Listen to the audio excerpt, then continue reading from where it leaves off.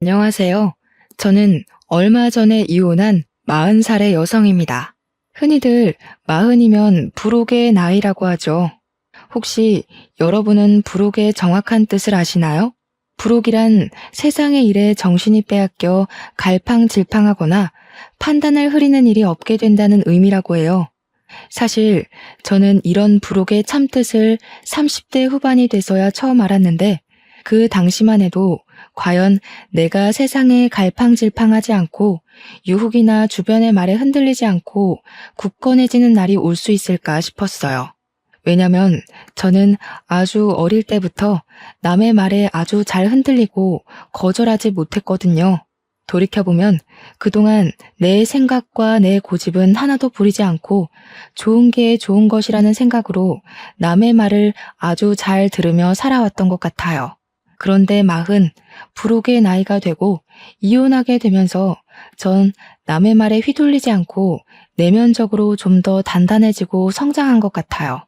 그저 유순하게만 살아왔던 제가 왜 이렇게 변하게 되었는지 지금부터 저의 이혼 이야기를 해보려고 해요. 저의 남편은 치과의사였어요. 흔히 남편이 치과의사라고 하면 잘 살 것으로 생각하지만 저는 그러지 못했어요. 왜냐하면 남편이 치과에서 돈을 벌면 그 돈이 모두 다 시댁으로 들어갔거든요. 그래서 정작 저는 경제적으로 넉넉하지 못하게 살았어요. 왜 남편의 돈이 다 시댁으로 갈 수밖에 없었는지 설명해드리면 일단 시부모님은 대학교 앞에서 감자탕 가게를 운영하셨는데 장사가 거의 안 되었어요. 처음에는 어느 정도 매출이 나왔어요. 사실 돈이 없는 대학생들에게 감자탕은 든든한 밥 한 끼가 되기도 하고 근사한 술안주가 되기도 하잖아요. 그런데 근처의 시부모님 가게보다 더 저렴하고 양도 많고 맛도 좋은 감자탕 가게가 들어오고 나서부터 시부모님 가게에는 손님들이 줄기 시작했어요.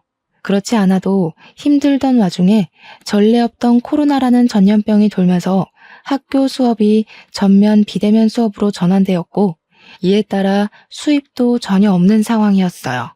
도련님은 사업을 준비하고 있지만 사실상 백수예요. 그리고 제가 이혼을 결심하게 된 이유이기도 하죠.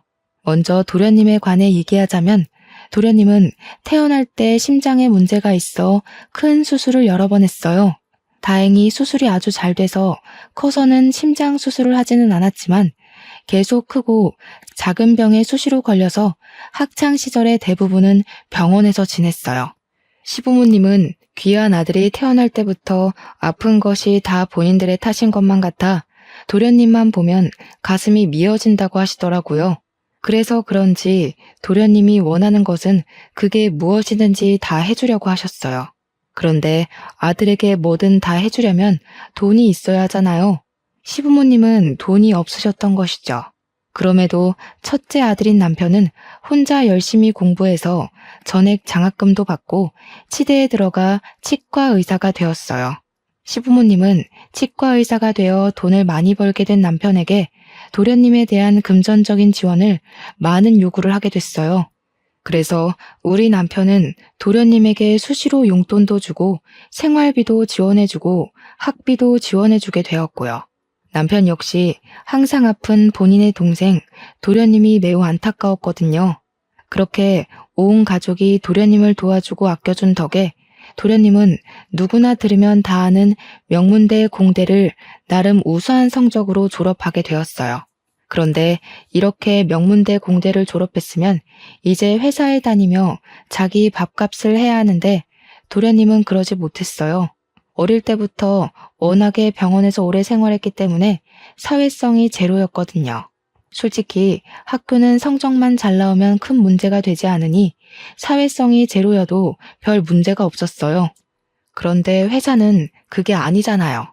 회사는 나만 잘한다고 되는 것이 아니라 팀원들과 함께 일을 해야 하고 상사와도 잘 조율하며 지내야 하잖아요. 도련님이 일은 나름 잘하는 것 같았는데 사람과의 관계에서 너무 큰 스트레스를 받게 되었어요. 그 결과 3개월 만에 첫 회사를 때려치웠다고 해요. 몇 개월간 백수 생활을 하다가 두 번째 회사에 입사했으나 거기서도 사람들과의 관계에 스트레스를 크게 받아 1년을 채우지 못하고 또 관두게 되었어요. 그 뒤로도 몇 군데 회사를 다니고 관두고를 반복하다가 도련님은 자신이 직접 사장이 되면 사람과의 스트레스가 없을 것이라는 생각이 들어 사업을 하기로 마음을 먹게 돼요. 처음에는 부모님이 음식점을 하시니 자신도 음식과 관련된 사업을 하면 잘할 수 있을 것으로 생각해서 대학교 앞에 치킨집을 열었어요. 초반은 학생들이 많이 찾아줘서 나름대로 장사가 잘 되었다고 해요. 그런데 근처에 프랜차이즈 치킨집이 들어서면서 망했고요. 이후 너무 답답한 마음에 사주를 보러 갔는데 무속인이 물과 잘 맞는다고 물 관련 장사를 하면 잘 된다는 소리를 듣고 카페를 열었어요. 그런데 전국적으로 카페가 우후죽순으로 생겨나면서 특별한 특징이 없고 매우 평범했던 도련님의 카페에 손님이 줄기 시작하더니 또 망했어요. 이렇게 2번의 사업을 시작하고 망하면서 드는 비용은 다 남편의 돈으로 해결했어요. 이렇게 남편은 도련님의 대학교 학비에서부터 2번의 사업 창업과 실패에 대한 비용까지 다 부담하게 되어 정작 본인의 결혼에는 쓸 돈이 없게 되었어요. 그 덕에 우리는 본의 아니게 스몰 웨딩으로 진행되었어요. 그렇지만 저는 그래도 좋았어요. 남편을 너무 사랑했고 저도 경제적으로 여유롭지는 않아서 차라리 소규모로 진행하는 편이 더 마음이 편하고 좋았거든요. 이렇게 우리가 결혼한 후에는 도련님이 학원에 문제집이나 도서를 납품하는 사업을 또 했어요. 한동안은 꽤 잘 되는 것처럼 보였어요.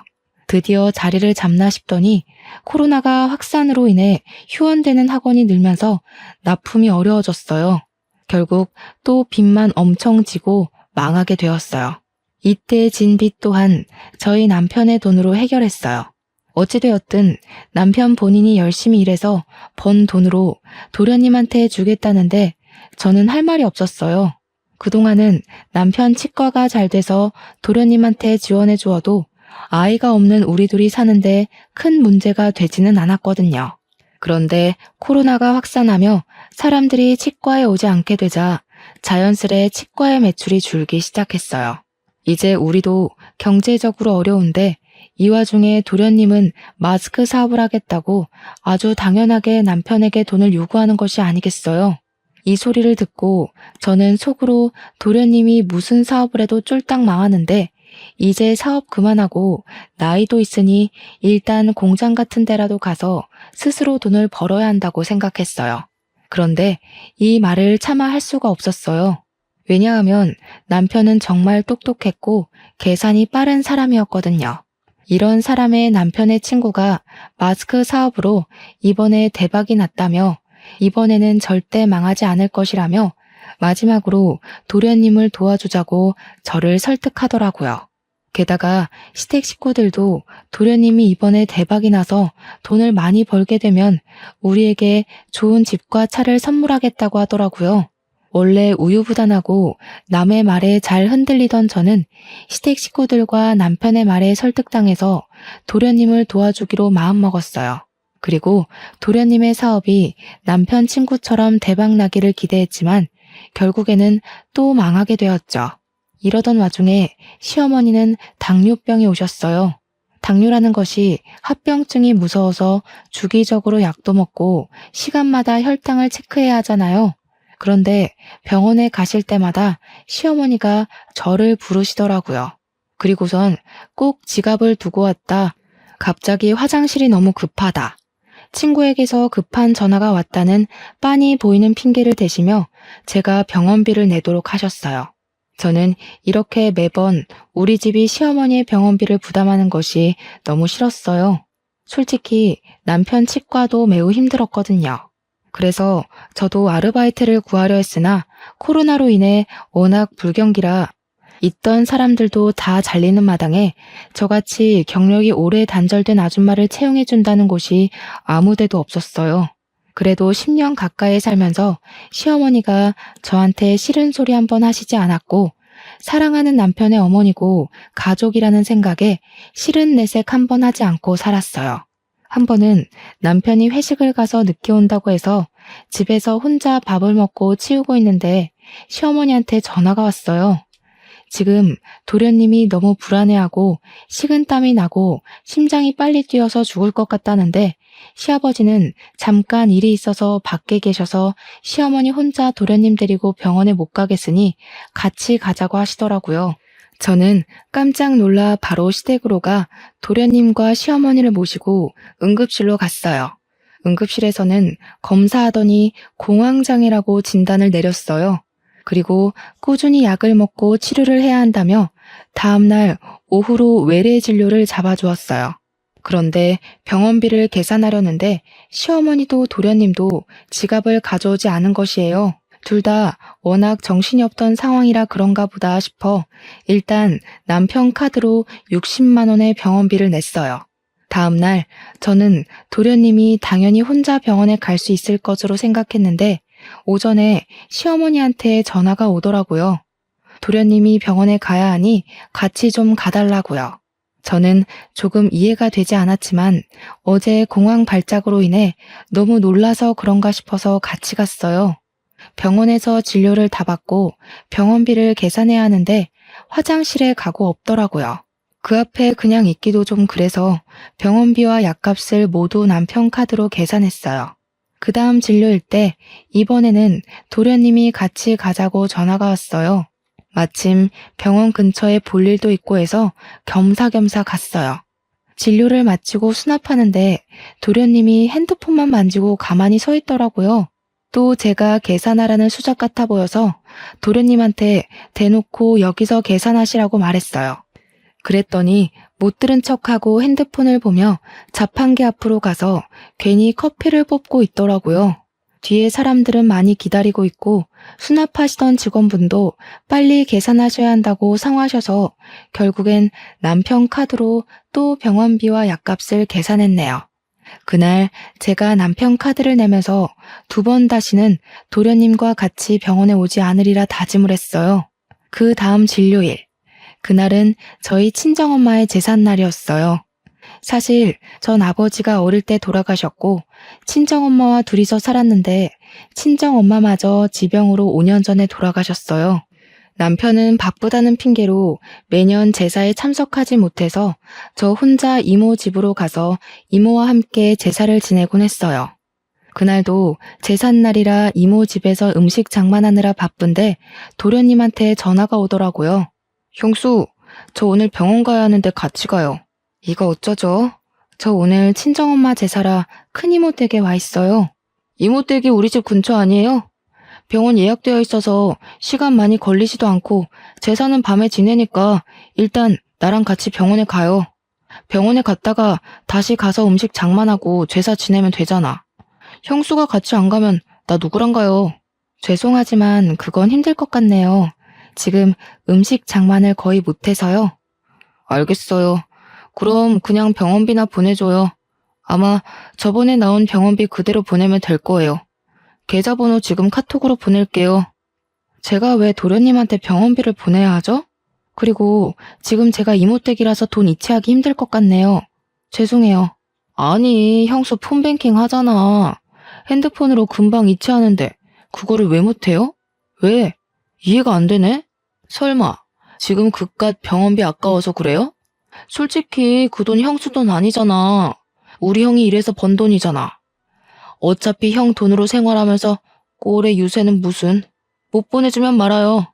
병원 안 가고 확 죽어버리면 되지. 도련님은 돈을 이체하지 못하겠다는 제 말에 불같이 화를 내며 자신의 할 말만 하고 끊었어요. 저는 다른 사람이 제게 이렇게까지 화를 낸 것은 처음이라 손이 덜덜 떨리고 심장이 두근거렸어요. 누군가와 통화를 한 뒤 겁에 질린 저의 모습을 본 이모는 깜짝 놀라 왜 그러냐고 하셨어요. 그래서 저는 시댁에서 그동안 있었던 모든 일을 하나도 빠짐없이 모조리 다 이야기했어요. 혜정아, 왜 그렇게 미련하게 살아? 아무리 어려운 시댁이라고 해도 네가 아닌 것 같다 싶으면 거절도 하고 화도 내고 하며 살아야지. 안 그러면 속병 나이거 사. 그리고 시댁과 도련님이 아무리 어렵고 힘들게 산다 해도 너희 집이 병원비며 사업비까지 다 대주는 것은 정말 아니야. 너희 시부모님 가게 하신다며. 그리고 도련님은 이제 나이 37살인데 아직도 형한테 기대서 산다는 게 말이 되니? 7살도 아니고 37살이 병원비 몇 푼이 없어서 같이 가자 그러고 돈 보내달라고 하고 너네 도련님이란 사람은 바보라니? 아니, 너나 네 남편이 로또에 당첨돼서 평생 놀고 먹고 살 만큼 돈이 있으면 도련님이라는 그 바보 등신한테 돈을 매번 갖다 줘도 아무 문제가 없어.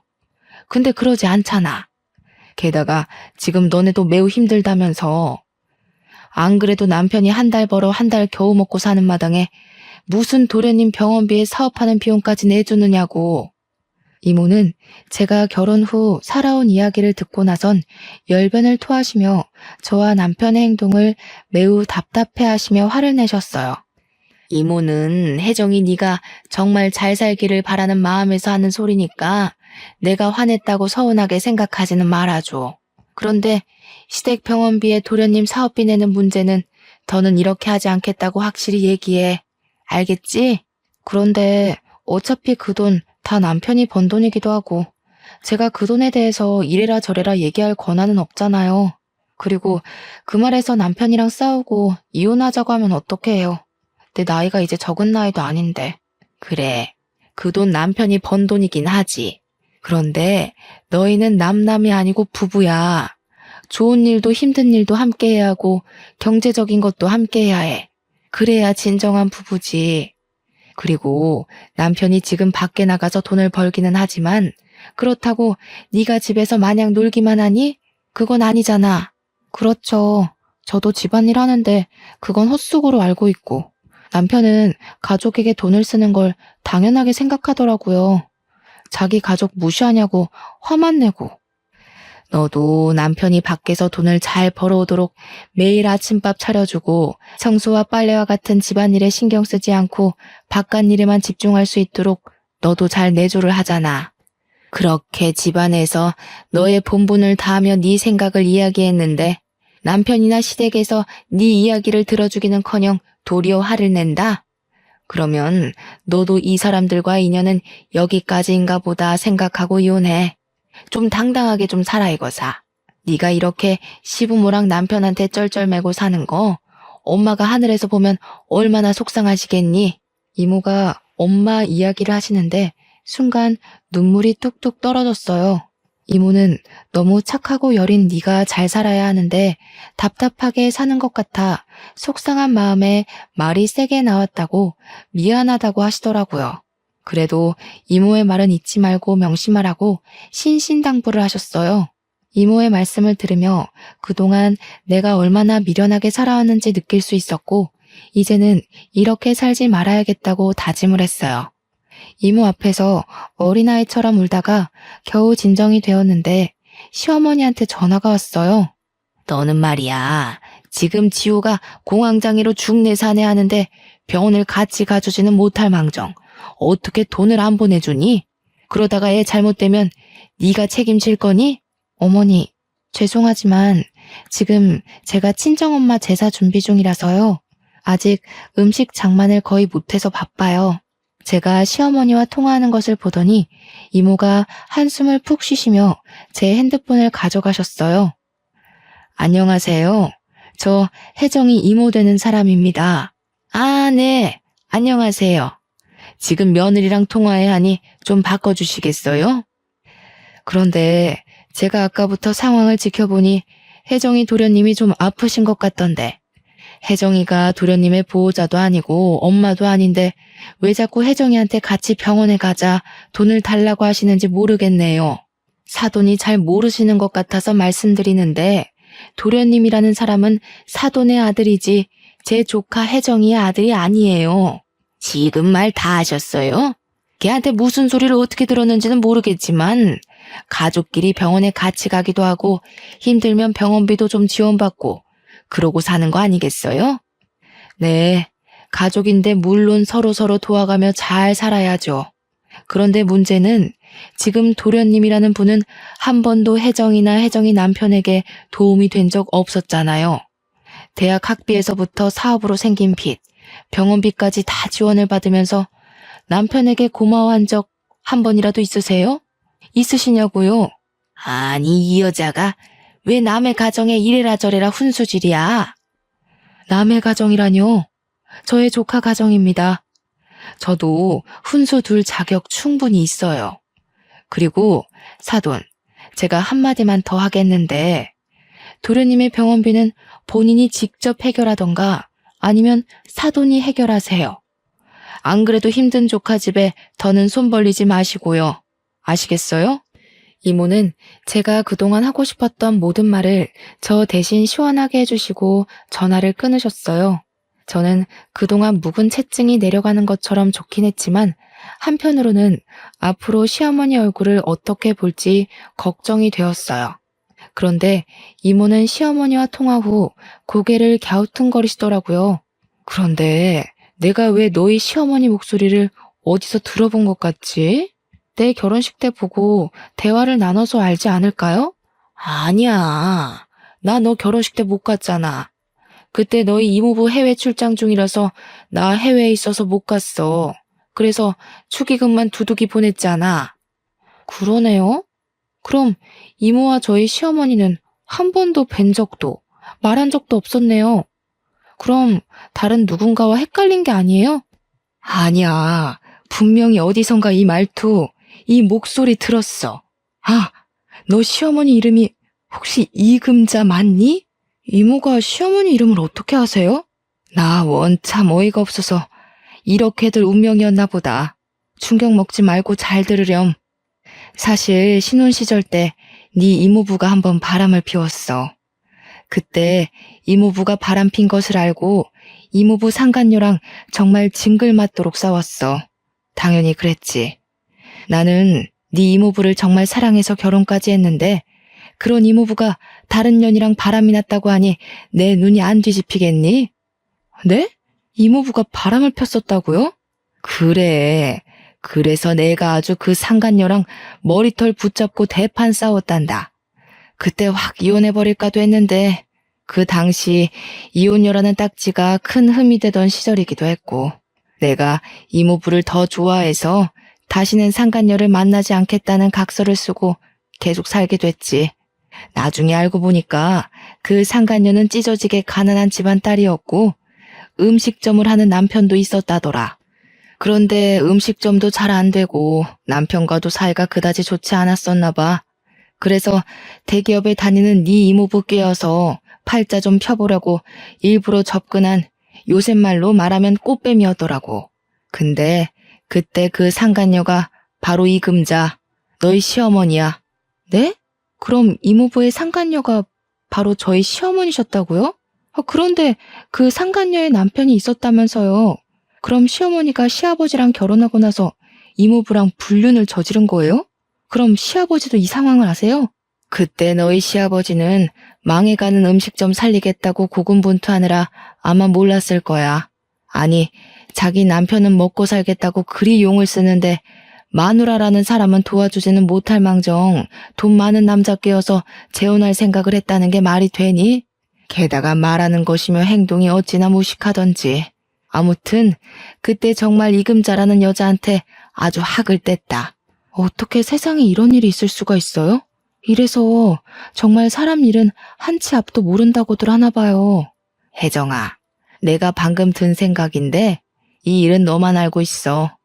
그러다가 나중에 네가 이제는 정말 이혼을 해야겠다 싶을 때 그때 크게 터트려서 써먹으렴.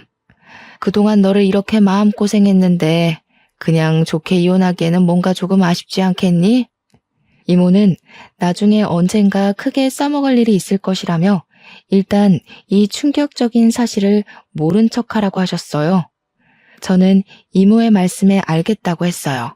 다음 날 엄마의 제사를 무사히 마치고 집에 와 늦잠을 자고 있는데 시어머니가 집으로 오라고 전화가 왔어요. 전날 이모와 대화하며 더는 답답하게 살지 말아야겠다고 다짐은 했지만 어디 사람 본성이 어디 가나요. 전날의 패기는 다시 다 잊은 채 시댁에 떨리는 마음으로 갔어요. 시댁에 도착하니 시어머니가 도끼 눈을 뜨고 저를 쳐다보았어요. 야, 너네 이모한테 무슨 얘기를 어떻게 했길래 우리 집을 욕먹게 만들어? 그깟 병원비 얼마나 한다고? 어머니 당뇨병 병원비에 도련님 공황장애 병원비까지 솔직히 한 달에 병원비만 50에서 60만 원이나 나와요. 게다가 예전에 도련님 사업하고 망한 빚까지 아직 갚고 있고요. 솔직히 이제 치과도 코로나로 타격이 큰데 매번 병원비 부담하기가 너무 벅차요. 어머, 얘 나한테 화내는 것 좀 봐라. 그래도 너희 집이 가장 경제적으로 여유롭잖아. 그리고 그 돈이 네 돈이니? 다 우리 지훈이가 치과에서 열심히 일해서 번 돈이지. 내가 네 돈 내라는 것도 아니고 우리 아들 돈 내가 쓰겠다는데 왜 네가 호들갑이야? 시어머니의 어이없는 말씀에 저는 기가 막혀서 말문이 턱 막혔어요. 그리고 우리 아들이 그렇게 죽을 똥 쌀 똥으로 일하는데 네가 언제 도와준 것 있니? 말이 나와서 말인데 다른 집 며느리들은 애도 키우고 애들 다 크면 알아서 기어나가서 일하고 돈 벌어서 시부모 호강시켜주고 하던데 너는 애가 무슨 강목처럼 딱딱하기만 하고 그런다고 집안일을 잘하는 것도 아니고 네가 애를 낳아서 떡두꺼비 같은 손주를 안겨준 것도 아니고 너는 며느리의 본분을 다 했는지 너 자신을 돌아봐. 알겠니? 어머니, 아무리 그래도 너무하신 것 아니에요? 어떻게 제게 그런 말씀을 하세요? 집에서 우리 아들이 주는 돈으로 놀고 먹으면서 그동안 남편 돈이 시댁으로 얼마나 흘러가는지 감시나 하고 살았어? 옛날 같으면 넌 애 못 낳아서 진작이 쫓겨났어. 사실 저희 부부는 정말 아이를 갖고 싶어서 시험관 시술을 3번이나 진행해서 겨우 임신에 성공했어요. 시어머니는 저의 임신 소식을 듣고 얼른 다니던 회사를 관두라고 하셨어요. 임산부가 회사에 다니면 안 좋다고요. 저는 계속 다니고 싶었지만 시어머니의 권유도 있었고 입덧이 너무 심해서 어쩔 수 없이 회사를 관두게 되었어요. 그렇게 회사를 관두고 집에 있는데 시어머니가 하루도 빠짐없이 우리 집에 오셔서는 사사건건 잔소리를 하셨어요. 임산부는 무조건 좋은 것만 봐야 하고 오직 영양식과 건강식으로만 먹어야 하며 TV와 핸드폰도 봐서는 안 된다며 제 일상생활의 모든 것을 제약하셨죠. 시어머니는 첫 손주이니 건강히 출산하고 싶은 욕심에 그러신 것이겠지만 저는 이 모든 것이 스트레스로만 다가왔고 결국엔 유산이 되고 말았어요. 그 뒤로 아이는 저희에게 찾아오지 않더라고요. 유산 후 저는 다시 일을 구해보려 했지만 시어머니는 아이를 가져야 한다며 제가 회사에 나가는 것에 결사반대하셨어요. 그런데 이제 와서 며느리의 도리를 운운하시며 애도 못 낳고 회사도 못 다니는 바보처럼 이야기하시니 제가 화가 많이 나더라고요. 그래서 저는 어제 이모한테 들은 시어머니의 과거를 알고 있다고 말하기로 했어요. 일종의 협박인 셈이었죠. 어머니, 그런데 혹시 김숙자 자자 성함 쓰시는 분 아세요? 김숙자? 나야 모르지. 근데 무슨 갑자기 뚱딴지 같은 소리야? 모르세요? 그럼 혹시 이복자 태자 쓰시는 분은 아세요? 이복태? 이복태가 누군데? 뭐? 이복태? 시어머니는 이모부의 성함을 듣자 잠시 생각하시더니 깜짝 놀라셨어요. 네, 이복자 태자 쓰시는 분이요. 그분이 바로 저희 이모부이시고 김숙자 자자 성함 쓰시는 분은 저희 이모예요. 제가 어제 이모랑 친정엄마 제사 지내면서 아주 기가 막히고 충격적인 이야기를 들었는데 한번 들어보시겠어요? 시어머니는 젊은 시절 불륜관계로 만난 남자가 저의 이모부시고 자신과 크게 싸웠던 분이 저의 이모인 것을 알게 되자 깜짝 놀라셨어요. 그러시고는 아까 내가 너에게 했던 말은 다 마음에도 없는 소리였고 정말 미안하다고 이젠 절대 너에게 그런 막말을 하지 않겠다고 사과를 하시더라고요.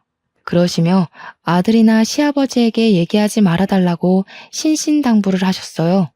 시어머니가 참 미웠지만 그래도 나이 드신 분이 지난 과거로 인해 쩔쩔매는 모습을 보니 조금 안쓰러운 마음이 들기는 하더라고요. 저 역시 오래전의 과거를 굳이 들먹이며 시부모님 가정을 깨고 싶지는 않았어요. 그래서 이 사실에 대해 입 다물고 있을 테니 다시는 도련님 병원비나 사업비 우리 집으로 청구하지 말라고 했어요. 이것만 지켜주신다면 저도 조용히 살 것이라고요. 시어머니와 이야기를 마친 뒤 며칠 동안은 시어머니나 도련님의 전화도 없고 아주 평온하게 지냈어요. 그렇게 한 달 정도인가 지났을까요? 도련님한테 전화가 오더라고요. 자기가 새로운 사업을 시작했는데 돈이 필요하다고 지원 좀 해달라고 하더라고요. 아주 당당하게 요구하길래 저는 시어머니께 듣지 못했냐고 이제는 도련님 사업비 우리한테 지원해달라는 소리 하지 말라고 이야기했어요. 도련님은 저의 단호한 목소리에 당황해하며 전화를 바로 끊으시더라고요. 그리고 얼마 뒤 드디어 사건이 터졌어요. 제가 아파트 관리비를 내려고 남편의 공인인증서로 인터넷 뱅킹에 접속했어요. 그런데 통장에 있어야 할 돈이 한 푼도 없는 것이에요. 남편이 담배를 피우는 것도 아니고 술을 마시기는 하지만 직원들 회식 때나 마시지 많이 마시지는 않거든요. 돈을 쓰는 곳이라고는 주유소가 전부인데 통장에 돈이 하나도 없다는 것이 이상해서 거래 내역을 조회해보니 시어머니와 도련님 앞으로 거액의 돈이 이체되었더라고요. 사실 남편은 해킹당할 위험이 크다며 폰뱅킹을 하지 않아요. 그래서 이체를 하려면 매번 은행에 직접 가야 하거나 제가 가지고 있는 공인인증서로 인터넷 뱅킹을 해야 했죠. 그런데 치과 일로 매번 바빠서 은행에는 잘 못 가고 공인인증서는 항상 제 금고에 있었는데 금고 비밀번호도 모르는 남편이 무슨 수로 어떻게 이체를 했나 싶어서 남편에게 전화했어요. 알고 보니 시어머니는 제가 자신의 과거 불륜 사실을 알게 되자 저한테 돈 달라고 하지는 못하고 남편에게 돈을 달라고 하셨다고 해요. 그래서 남편이 자신이 바쁘니 직접 못하고 집사람한테 공인인증서가 있으니 집사람한테 이야기하라고 했지만 시어머니는 며느리한테 이야기하기 좀 눈치 보인다며 직접 돈을 달라고 했대요. 그러면서 도련님과 시어머니가 치과에 찾아가 일하던 남편을 데리고 은행에 갔대요. 은행에서 남편이 본인의 핸드폰에 폰뱅킹을 설치하게 하여 본인들의 계좌에 쉽게 이체를 할 수 있게끔 했던 거였어요. 이런 사실을 알게 된 순간 이 집에 계속 있다가는 나는 영원히 호구의 마누라가 될 것 같다는 생각이 들었어요. 이렇게는 도무지 못 살겠다 싶어 이혼하기로 마음먹고 남편에게 퇴근 후 시댁으로 바로 오라고 했어요. 그리고 캐리어에 저의 옷과 화장품을 챙겼어요. 워낙 저 자신을 꾸밀 줄 모르고 살아서인지 챙겨야 할 짐도 거의 없더라고요. 저녁이 되어 시댁에 가니 시부모님과 도련님이 계시고 마치 남편도 퇴근하고 오더라고요. 도련님, 사업하신다고 저희 남편한테 가져가신 돈 다시 다 주세요. 어떻게 매번 사업하실 때마다 저희 남편한테 손을 벌리세요? 형수, 어떻게 말을 그렇게 해요? 내가 나만 잘 살려고 그러나? 사업해서 잘 되면 형수도 좋은 거 아닌가? 그래, 지호한테 야박하게 그러지 마. 지호는 사업 여러 번 망하고 속이 속이겠어? 지 속도 새까맣게 타들어가겠지. 너는 그런 애한테 꼭 이렇게까지 해야겠어? 그리고 형수, 막말로 그 돈이 형수가 벌어서 만든 돈이에요? 우리 형 돈이에요. 형이 달라 그러면 내가 바로 어떻게든 돈을 만들어서 주겠지만 솔직히 형 돈이지 형수 돈이 아니지. 형수는 돈을 다시 달라고 할 자격이 없어요. 그래, 그건 지호 말이 맞아. 그깟 사업비 지호가 성공해서 갚으면 될 거 아니냐? 그리고 우리가 남이야? 가족이지. 가족이면 서로 어려울 때 돕고 도움받으면서 사는 거지. 안 그러냐? 난 또 뭐라고. 이깟 일로 바쁘고 피곤한 사람들 다 모아놨니? 이 얘기는 그만하고 다 모인 김에 오랜만에 같이 저녁이나 먹자. 갑자기 배가 아프네. 나 화장실에 다녀올 테니 너는 밥상 좀 차려놔라. 도련님과 시어머니는 당연히 받아야 할 돈을 받았다는 식으로 뻔뻔하게 이야기하고 남편은 오히려 도련님을 안쓰러워하며 돈을 주는 것에 대해 문제되지 않는다는 식으로 말하며 저를 속 좁고 야박한 사람으로 만들더라고요. 저는 이제 더는 참을 수가 없었어요. 이모를 통해 알게 된 시어머니의 과거를 바로 터뜨리기로 마음먹었어요. 시어머니가 화장실에 들어가시자마자 저는 스피커폰으로 이모에게 전화를 걸었어요. 그리고 제가 지금 시댁인데 저번에 말씀하셨던 상간녀 이야기 좀 해달라고 했어요. 이모는 상간녀의 존재를 어떻게 알게 되었는지부터 상간녀가 어떤 사람이었는지 아주 낱낱이 얘기해 주셨어요. 제가 돈 이야기를 하다가 갑자기 이모에게 전화하고 있으니 남편과 시아버지, 도련님은 제가 왜 이러는지 궁금해 하시더라고요. 이모, 그래서 그 상간녀 이름이 뭐예요? 그 여자 이름은 이금자야. 그 여자 남편은 그 당시에 해장국집 했었지. 아마 그 이름이 지훈이네 해장국이었을 거야. 그 집 아들 이름 따서 지었다고 하더라고. 잠깐, 지훈이네 해장국? 이금자? 그럼 우리 집사람이 그쪽 남편과 바람이 났다는 말이요? 어머, 혜정이 시어머니가 이금자였어요? 몰랐네요. 그때 당시 이금자 남편은 망해가는 국밥집 살린다고 고생하며 있는데 이금자 그녀는 내 남편한테 꼬리치고 있던 사실 알고 그 남편도 참 불쌍하다 했는데 뭐 아무튼 그쪽 집안일은 알아서 잘 해결하시고 혜정아, 이모는 바빠서 끊는다. 시어머니의 충격적인 과거 불륜 사실이 들통난 순간 시아버지는 깊은 심호흡으로 화를 억지로 억누르고 계셨고 남편과 도련님도 충격으로 말을 잇지 못했어요. 야, 너는 내가 밥 준비하라는데 아직도 거실에 앉아 있어? 애가 왜 이렇게 굶뜨니? 빨리 와, 밥 차리게. 지금 밥이 문제야? 당신 도대체 행동거지를 어떻게 하고 산 거야? 아니, 이 사람이 노망이 났나? 애들 앞에서 이게 뭐 하는 짓이에요?